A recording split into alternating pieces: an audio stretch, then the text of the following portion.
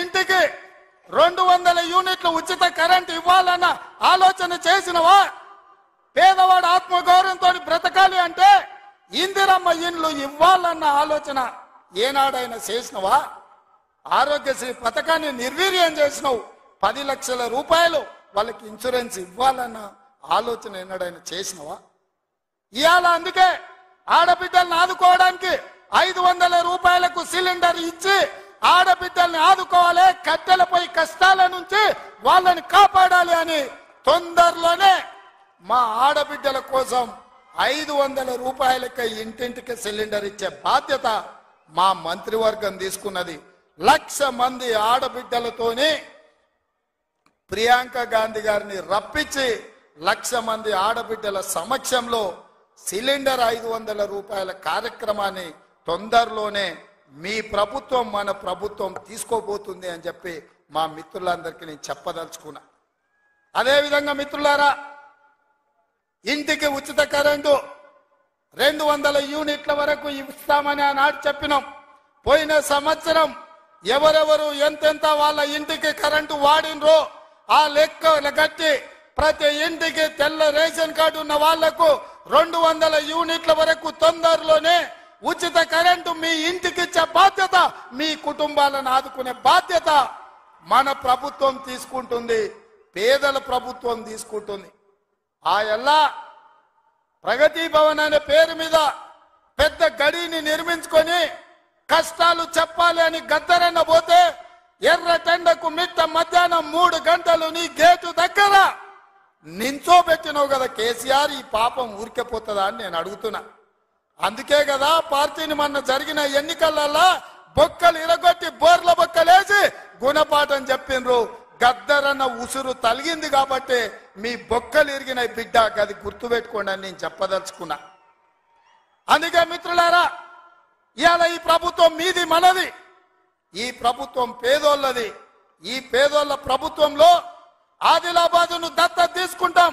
తప్పకుండా తుమ్మిడిఎత్తి దగ్గర ఉత్తమ్ కుమార్ రెడ్డి గారి అనుమతితోని సాగునీటి ప్రాజెక్టును కడతాం, కుప్టి ప్రాజెక్టును కడతాం, సబర్మతి ప్రాజెక్టును కడతాం, కడెం ప్రాజెక్టును రిపేర్ చేస్తాం.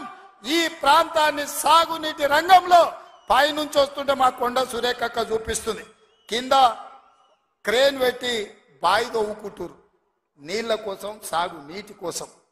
మరి ఆ సన్నాసోడు 1 కోటి ఎకరాలకు నీళ్ళు ఇచ్చిన అన్నాడు. ఏడిచ్చిండా? వచ్చినా ఇవాళ హెలికాప్టర్ల పైనుంచి వస్తే ఎడారిని చూసినట్టుంది, ఎండిపోయిన పొలాలు కనిపిస్తున్నాయి. నీళ్ల కోసం బావులు తవ్వుకుంటారు. ఇవాళ బావి తవ్వే క్రేను అది చూపించి సురేఖక్క అన్న ఇంకా బాయిల వ్యవసాయమే ఉంది, ఇక్కడ నీళ్లు రాలేదని. ఇవాళ వస్తావా కేసీఆర్? నీకు మళ్ళోసారి చూపిస్తా ఈ ప్రాంతాన్ని. ఏనాడా నువ్వు వచ్చినవో రాలేదో నాకు తెలియదు, ఎన్నికలప్పుడు ఓట్లాడుకోనికి వచ్చుంటావు, కానీ ఈ ప్రాంతాన్ని చూడడానికి ఎప్పుడన్నా వచ్చినవా? రా, ప్రభుత్వం హెలికాప్టర్ పెడుతుంది, మేము వస్తాం, నీకు చూపిస్తాం. 1 కోటి ఎకరాలకు నీళ్లు ఇస్తా అనే పేరు మీద లక్షల కోట్ల రూపాయల దోపిడీకి పాల్పడ్డావు తప్ప ఈ ఆదిలాబాద్ కు నీళ్లు ఇవ్వలేదు. అందుకే ఈ ప్రాంతాన్ని సస్యశ్యామలం చేయడానికి సాగునీటి ప్రాజెక్టులను కట్టే బాధ్యత మా పార్టీ తీసుకుంటుంది, మా ప్రభుత్వం తీసుకుంటుంది. నిన్న మొన్న మాట్లాడుతున్నారు వాళ్ళు 3 నెలల 6 నెలల కేసీఆర్ మళ్ళీ ముఖ్యమంత్రి అవుతాడు, ఈ ప్రభుత్వాన్ని పడగొడతామని. నీ అయ్యా ఎవడ్రా పడగొట్టేటోడు? పడగొడతారా? ఎవడు కొట్టేది? నేను అడుగుతున్నా, వేలాది మంది మా యువకులు ఇక్కడ ఉన్నారు, మీరందరూ చూసుకుంటే ఊరుకుంటారా? పడగొడితే ఊర్లలోకి రానిస్తారా? ఊర్లలో ఎవడన్నా ఈ ప్రభుత్వాన్ని పడగొట్టాలన్న ఆలోచన చేస్తే మీ ఊర్లో యాప చెట్టుకు కోదండం వేసి కొట్టండి, లాగుల తొండలు ఇడవండి. ఇది ప్రజలు ఎన్నుకున్న ప్రభుత్వం, ప్రజలు ఆశీర్వదించిన ప్రభుత్వం, ప్రజల కోసం పనిచేస్తున్న ప్రభుత్వం. ఇది ప్రజా ప్రభుత్వం. ఆడ అనుకుంటుండు 1,00,000 కోట్లు పెట్టి కట్టిన కాళేశ్వరం కూలినట్టు ఈ ప్రభుత్వం కూలుతుందని.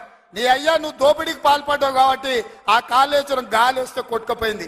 ఈ ప్రభుత్వం గాలి కాదు కదా, నీ ఖాందాన్ మొత్తం వచ్చినా బోర్ల బొక్కలు పండబెట్టి తొక్కుతాం. ఎవడని ప్రభుత్వం పడుతుందనో 6 నెలలకో 3 నెలలకో కేసీఆర్ ముఖ్యమంత్రి అవుతాడని చెప్పిండంటే మూతి పండ్లు రాలుతాయని నేను చెప్పదలుచుకున్నా. గా మన చూసిన నిత్యానంద స్వామి అని ఒక ఆయన ఉన్నాడు, తెలుసు కదా మీకు అందరికీ. ఆయన ఇక్కడక్కడైతే లాభం లేదని పోయి ఎన్నో దీవి కొనుక్కొని దానికి రాజు అని ప్రకటించుకున్నాడు. ఇక కేసీఆర్ సంపాదించిన అక్రమ సంపాదన ఉంటే పోయి ఏమన్నా అడవిలో పోయి ఎక్కడన్నా పోయి